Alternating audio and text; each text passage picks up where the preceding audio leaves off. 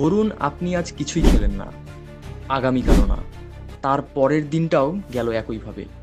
টানা ৩ দিন ১ চামচ খাবারও মুখে যায়নি। তখন আপনার শরীরে ঠিক কী ঘটে আপনি জানেন?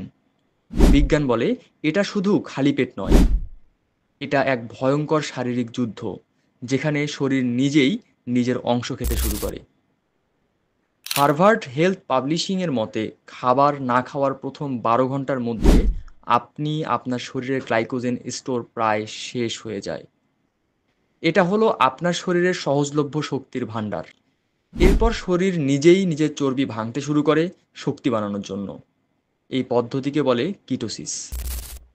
তবে এ পর্যায়ে মাথা ঘোরা, ক্লান্তি, রাগ বা অবসাদ খুবই স্বাভাবিক, কারণ মস্তিষ্কের ২০% শক্তিতে দরকার হয় গ্লুকোজ, আর মস্তিষ্ক সেটা পাচ্ছে না। স্টানফোর্ড ইউনিভার্সিটির একটি গবেষণায় দেখা যায়, টানা ২ দিনের বেশি না খাওয়ার ফলে শরীর মাসেল ব্রেকডাউন শুরু করে। অর্থাৎ আপনি যখন শুয়ে থাকেন তখনও শরীর নিজেই নিজের পেশি গলিয়ে শক্তি তৈরি করছে। ব্লাড প্রেশার কমে যায়, মেটাবলিজম ধীর হয়, এমনকি হৃৎপিণ্ডের ধাক্কাও দুর্বল হয়ে আসে। তৃতীয় দিনে এসে শরীরের ইমিউন সিস্টেম পুরোপুরি দুর্বল হয়ে পড়ে। তাই এই পর্যায়ে ভাইরাস বা ব্যাকটেরিয়া সহজেই শরীরে আক্রমণ করে নাজেহাল করে দিতে পারে। National institutes of health NIH এর মতে ৩ দিন খাবার না খেলে কর্টিসল নামক এক ধরনের স্ট্রেস হরমোন বেড়ে যায়। এতে মানুষ হয়ে পড়ে উদ্বিগ্ন, খিটখিটে এবং সিদ্ধান্তহীন।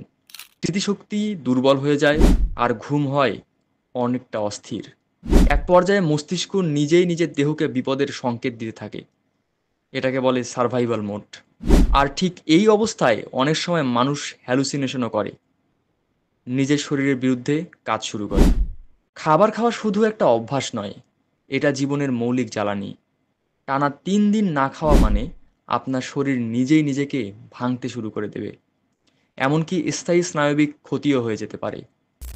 তাই যারা খাদ্য সংকটে আছে তাদের শুধু সহানুভূতি নয়, বাস্তব সহায়তারও প্রয়োজন।